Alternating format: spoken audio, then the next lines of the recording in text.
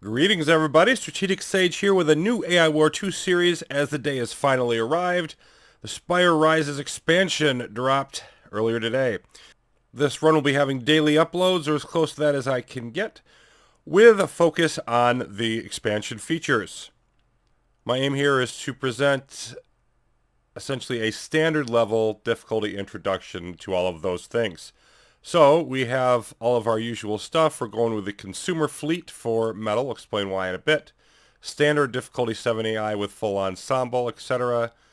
The Fallen Spire says that they have some very strong reactions to the Dark Spire. And so we're going to add both of those in as well.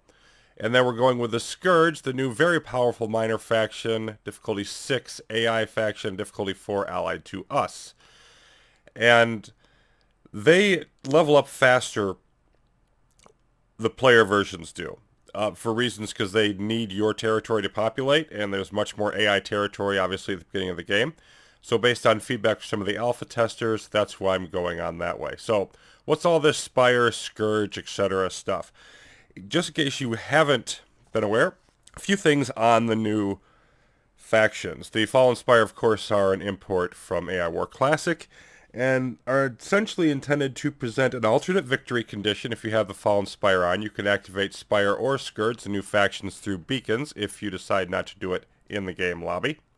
But as a major power scale up, epic battles between the two sides, much less of a, sort of sneaking around and subterfuge type of atmosphere.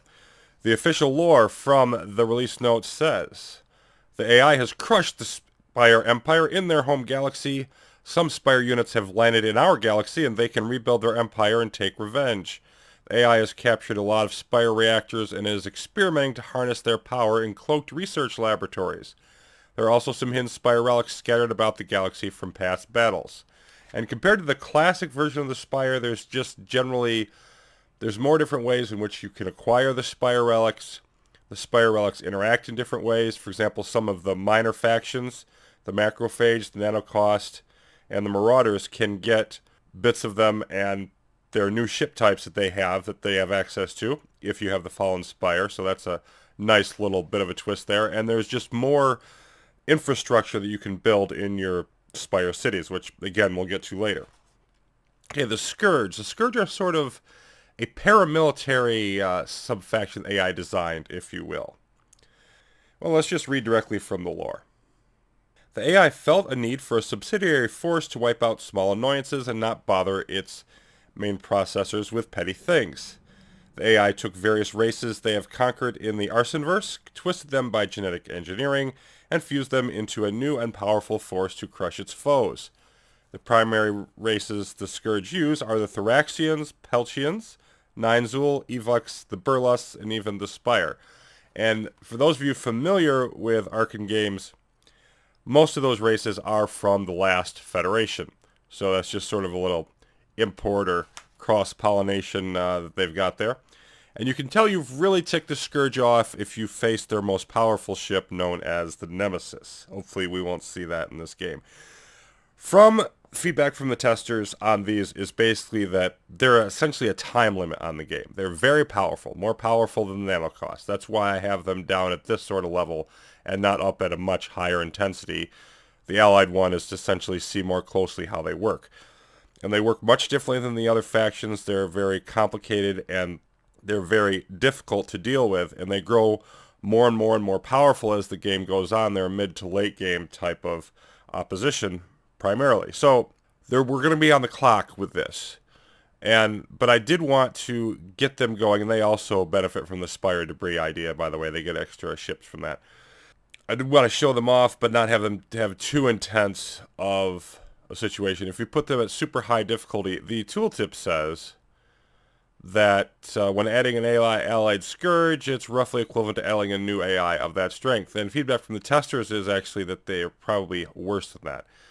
So I mixed up the colors a bit for some uniqueness. We've got green Dark Spire, we've got yellow Scourge, and so on. Now some other stuff that is also in this expansion. Tackle drones, bombards, the ever-popular viral shredders, and Tesla torpedo frigates. So we've got some new ship types. There are 4 new different arcs you can capture. There are different other minor capture buildings. I don't know what those are yet. And there's over 30 new turret types. Each tech category, weapons category, has 1 major and 3 minor. And so that whole area of the game has been greatly expanded. There's lots of new stuff. We're not going to be able to get to it all in this run, but I'll get to as much of it as I can. Probably do some time skipping around in order that we can, focus on and get to the Spire stuff as soon as possible, because obviously that's the big selling point here. Okay, so in terms of our map, I'm going with the concentric circle one.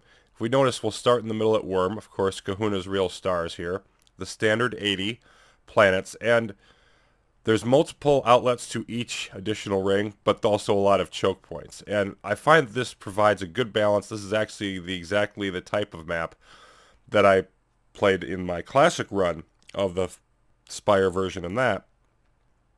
And the choke points do tend to be really critical in these types of games. I don't know for sure it'll work as well for this, but we're going to give it a shot. And then most of the other options are, the standard. I didn't do a whole bunch of changing around here. I did a different fleet naming, theme and all of that. But let's dive in and take a look here. Okay. So if we pause right away, we notice we have these Spire structures. We have a Scourge Armory, a mutator of the recently birthed Scourge forms, evolving them into a more combat-ready form of their main species. High-level armories can upgrade units very quickly or hybridize evolved warriors into terrifying weapons. Tier 0 requires 298 more experience to level up an armory of corrupted burlust. Then if we hop over here, we've got something else. We have a Scourge Spawner, a horrific factory of monstrous creations merging unfortunate members of alien species with AI technology to create revolting spirit servants. Blah. Look what we have on the planet, and all they've got is these 2 buildings for the moment. And of course, we're going to build up our ships, but if we unpause, it does not take these things long as we start building up our ships. And, they've got something new here now. A Neophyte. Neophyte Mark 1, a newly birthed horrific mishmash of alien races with AI technology. Oh, there's a second one. Okay, and you can see that they're gradually getting bits of experience, and it looks like they're going around gathering metal from our harvesters to try and do their thing. And of course, we will know that the AI-allied Scourge are doing that on other planets as well. So while we build up our fleet here, let's just pop out and take a look at what's nearby. Okay, we've got a fleet nearby with raiders, stingrays, and snipers. We've got this thing, Ruffian and Crusher turrets. Just pause for a moment. Let's see what those are all about. Here's a couple of the new ones. So the Crusher have a knockback mechanic. Large turret that pulls enemies in, begins to violently compress them. It is a melee turret, which is good for us because we've got a bunch of melee ships in our starting fleet. Melee is going to be our focus point, so that'd be nice. The bad part is it has a very low range, which I'm usually not a fan of. Then there's the Ruffian Turret, which is a raid type of turret. Fairly long range for these, and resistant to long-term damage, so those would be pretty nice. Either way, this is the closest GCA, and in this type of game, we just want to we're going to want to grab planets as quickly as we can. So we've got medic gunboats here. Those are a pre-existing ship, but their repair beam is nice. We also do have ships with heavy hulls, so getting this is going to be good just because we're going to be investing in heavy hulls anyway. If we look at our starting fleet, there we go, the gang saws here. I mean, they're heavy. The absorbers also heavy. And then we've got the fusion bombers medium and the sniper frigates light. But we're going the heavy hulls in melee is our main synergy point at the beginning. And then we've got raiders, raiders are always nice, obviously, for the speed. Putting them in with the melee ships is nice. The stingrays and the snipers. And if we take a look at some of those, I mean, we've got raid, lights, technologist, and ambush with light hull. So that's not a great synergy group, but look, it's right next to our homeworld, so we're going to be grabbing those anyway. And we're going to want to expand out as quickly as we can and get into things. We don't have anything here on the Spire yet. We've got to find their relics, and we've got some things that apparently we're going to need to do before we can get into that.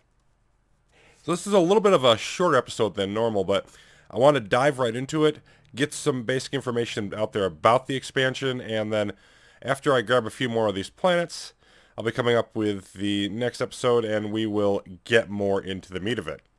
Thanks for watching, everybody. Hope you'll enjoy this series as an introduction to the Spire Rises, and we'll see you soon as we get further into Tasting the Spire.